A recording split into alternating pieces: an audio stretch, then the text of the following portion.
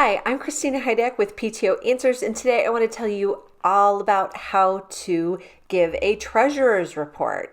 Now, this might seem like something that, Christina, I know how to give a treasurer's report, but actually, do you? Because I've sat through way too many PTA meetings, as well as other nonprofit meetings too, where people don't actually know how to give treasurer's reports, and it kind of shows.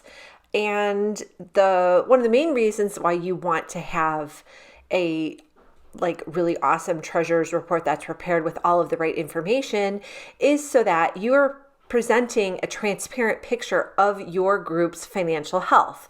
If you are not including all certain details in your monthly treasurer's report, then there are going to be extra questions that people have that you're going to spend extra time answering or having to gather information for, that it's just going to really be a drain on your time as treasurer than if you would have just gotten those bits of information together in advance. The PTO finances should not be something that you're being kind of secret about or should be subject to secrecy. That can totally backfire, and it's really unnecessary because there's really nothing to hide. If you don't want to be public with that information, what you up to? Because I kind of think that's really suspect. You are, as a nonprofit organization, you should be very transparent with your financial status, because that means that people are going to be more likely to give to you if they actually know where the money is going, if they can see where the money is going. Okay? That's a topic for a whole nother day, so I don't want to go too much further down that path. I want to loop back around to the treasurer's report details because it's really important. The right kind of report, like I said, can shorten meetings, can lower frustrations from people like me who are tired of sitting through meetings where people aren't prepared, don't have the right information.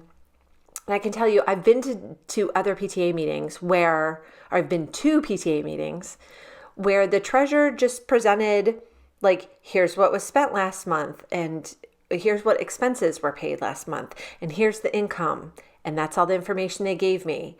And I was like, what am I supposed to do with this? Because it's so only part of the picture, and it wasn't giving me any sort of information that I actually needed.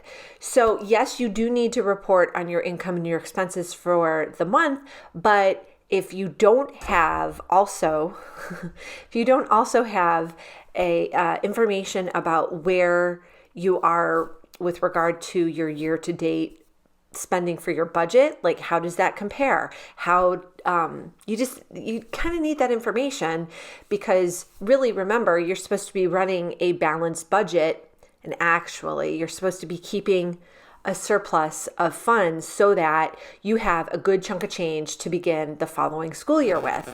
If you are running down to zero, then what are you going to start with? You're going to have to start with a fundraiser, and that's not a great way to start the school year, right? It means that you won't be able to do anything until you have the fundraiser and you also have that fundraising funds in your bank account, right?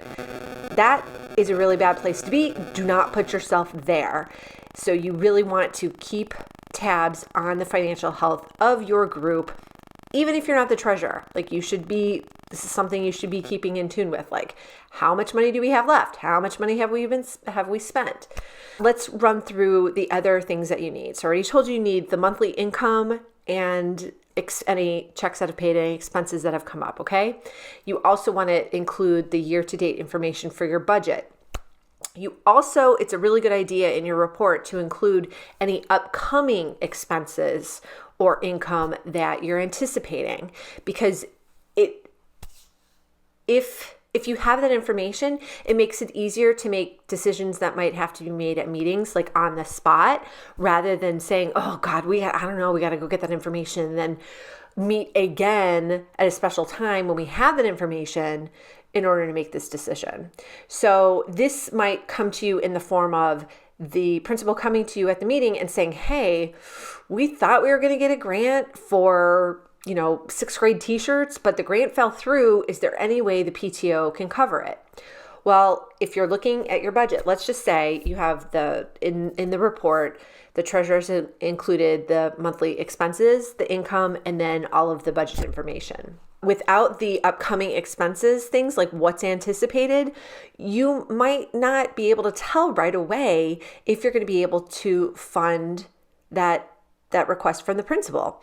So it's not a major thing, but it's like a really nice thing, and it really adds to the overall transparency feeling of your group when you include all of the information that someone might need. Okay, so I just want to tell you, if this sounds like a lot to track on a monthly basis, I have a solution for you.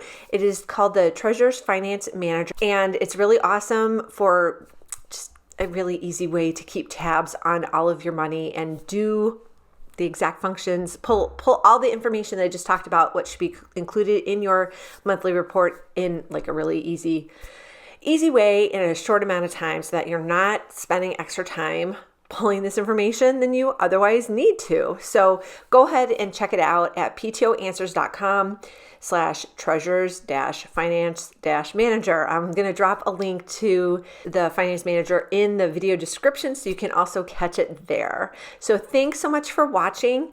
And if you haven't already subscribed to this channel or haven't liked this page, depending on what platform you're watching on, go ahead and give it a like or a subscribe, and so that you can get notified about other videos as they are released. So thanks so much for watching, and I'll talk to you again real soon. Bye-bye.